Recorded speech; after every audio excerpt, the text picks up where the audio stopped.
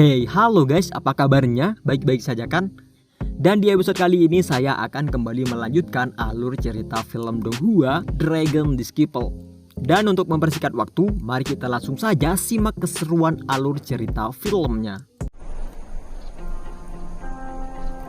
Dan setelah kehilangan sosok sang guru yang telah membimbing Wang Chao hingga menjadi sehebat itu, Wang Chao benar-benar kesepian hingga bayang-bayang sang guru masih sering teringat oleh Wang Chao. Bahkan dikatakan bahwa masih banyak hal yang belum Wang Chao dapat dari Tang Zichen sebagai bekal hidupnya. Wajah Tang Zichen yang terus terbayang membuat Wang Chao ingin bangkit dan semangat karena ia sadar bahwa ia tak bisa terus-terusan bersedih seperti itu. Hingga ia pun mencoba mengambil buku yang Tang Zichen tinggalkan untuknya dan mulai belajar seorang diri.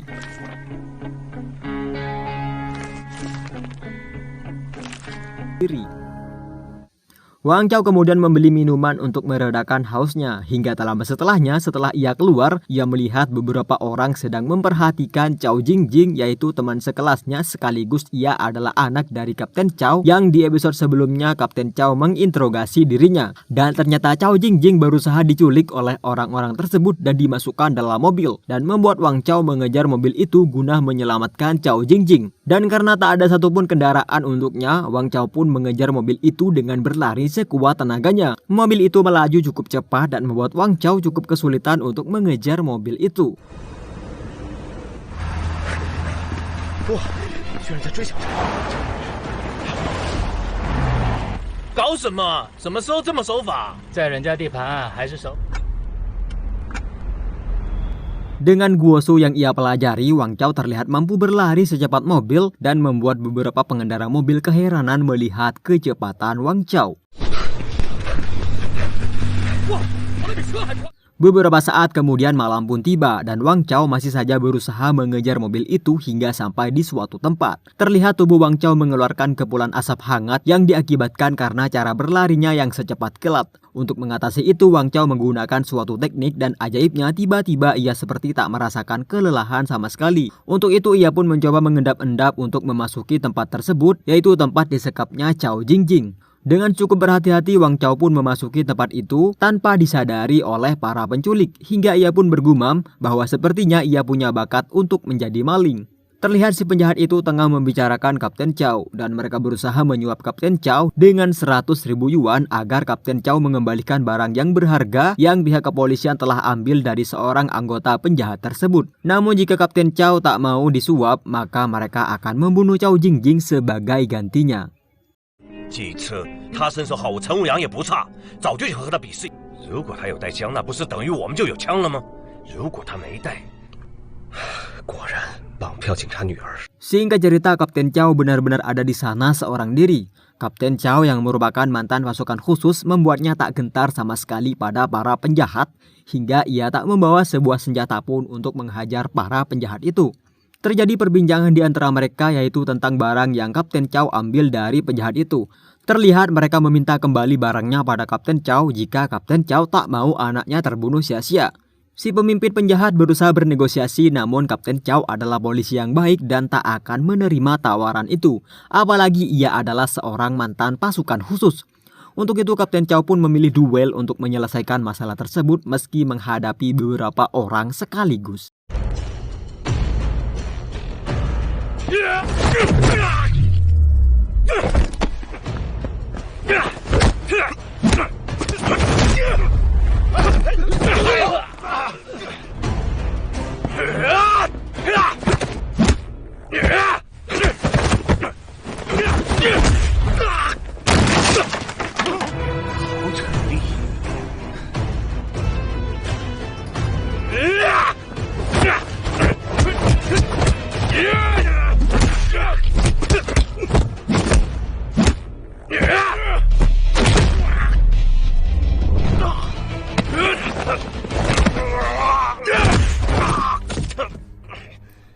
Pertarungan berlangsung mengerikan dan membuat Wang Chao sedikit ngeri, namun secara tak langsung ia mendapatkan pelajaran baru untuk menghadapi musuh Kapten Chao yang sehebat itu. Wang Chao berpendapat bahwa cara bertarung Kapten Chao mencerminkan seorang petarung sejati, hingga ia pun berusaha membantu Kapten Chao dengan cara menyelamatkan Chao Jingjing yang disekap di ruangan lain. Tak banyak bicara, Wang Chao pun langsung menghajar seorang penculik tersebut tanpa ampun seorang diri.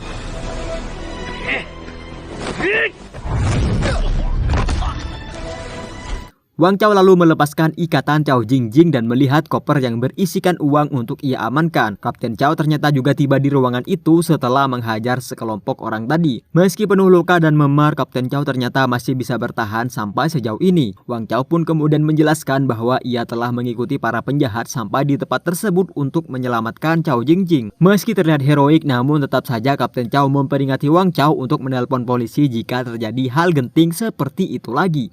Namun tentu saja Kapten Chao sangat berterima kasih akan bantuan Wang Chao dan menyuruh Wang Chao untuk membawa pulang putrinya karena Kapten Chao akan berjaga di tempat itu dan menunggu pihak kepolisian datang ke sana.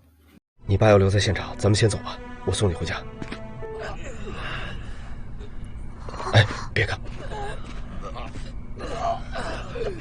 你爸也真厉害啊，一下打倒那么多绑匪。 Keesokan paginya Wang Chao kembali berlatih namun hanya dengan latihan yang cukup ringan karena sebentar lagi ia akan mengambil ijazah dan tepat di hari itu adalah hari kelulusan Wang Chao. Ketika di sekolahnya Wang Chao bertemu Cao Jingjing yang kemudian mengatakan bahwa Kapten Chao menyuruh Wang Chao menemuinya karena Wang Chao akan ditawarkan sebuah pekerjaan yang cocok untuk Wang Chao. Singkat cerita, keduanya kini sampai di kediaman Kapten Chao yang terlihat cukup megah. Hingga saat Kapten Chao menyadari kedatangan Wang Chao, ia pun langsung menyuruh Wang Chao untuk masuk ke ruangan olahraga miliknya. Wang Chao kemudian berusaha masuk ke ruangan itu dengan cukup tenang, namun tiba-tiba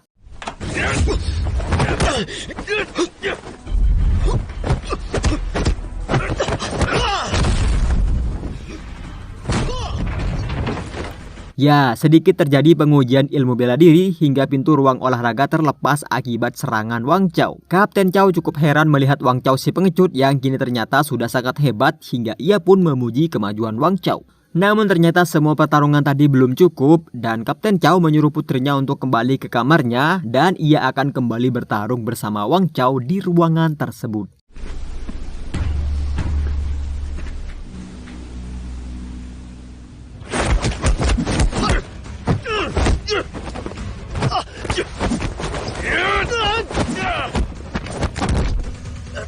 Kemajuan Wang Chao benar-benar sangat pesat hingga ia pun berhasil membanting Kapten Chao yang merupakan seorang mantan pasukan khusus. Cao Jingjing kemudian ada di sana dan memarahi Wang Chao karena ia sudah salah paham. Terjadi pembicaraan yang cukup rumit karena Cao Jingjing telah salah paham dan Kapten Chao juga kesulitan menjelaskan hal tersebut karena Cao Jingjing terus saja mengoceh.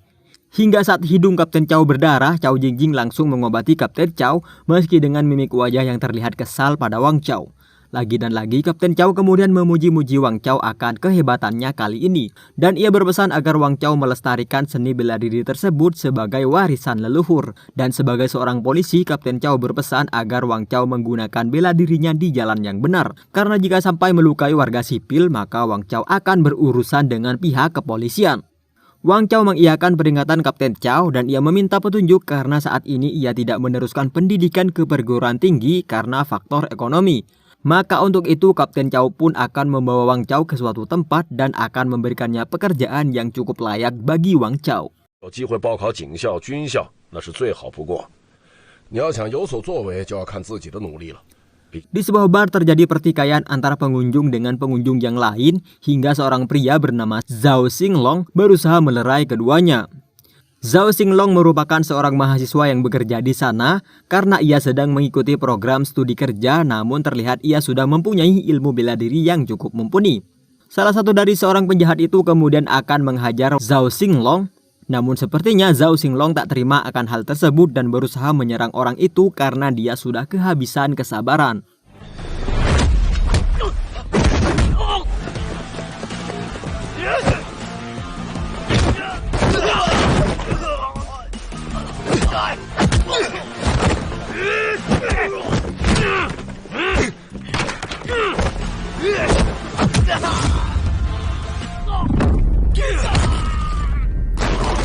Setelah pertarungan itu terlihat bar yang sudah sangat berantakan akibat pertarungan tadi. Si pemilik bar kemudian keluar dan memarahi Zhao Xinglong karena ulahnya kali ini. Sehingga ia pun kemudian dipecat dan si pemilik bar menyuruhnya pergi dari tempat tersebut. Sementara Wang Chao kini bersama Kapten Chao dan mereka akan menuju ke tempat di mana Wang Chao akan dipekerjakan.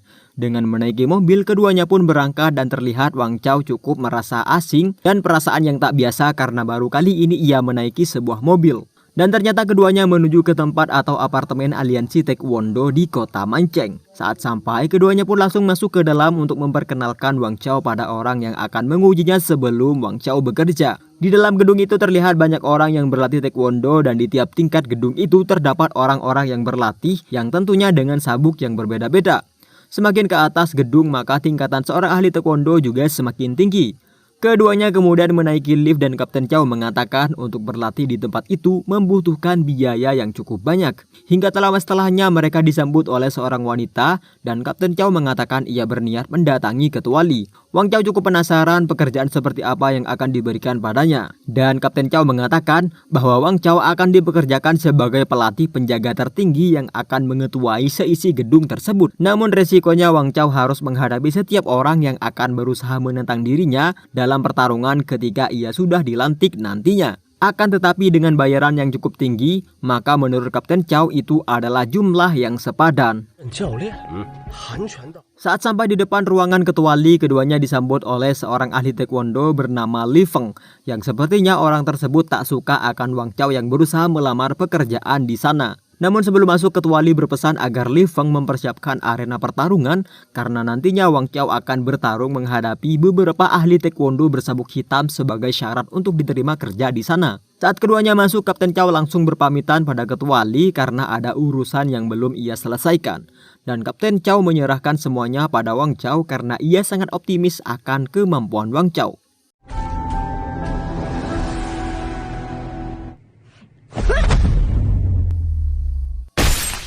Sedikit spoiler, nantinya Wang Chao akan menghadapi Li Feng, si master bela diri bersabuk hitam yang tak bisa diremehkan, dan juga beberapa pria bersabuk hitam yang lain yang tentunya juga sangat hebat.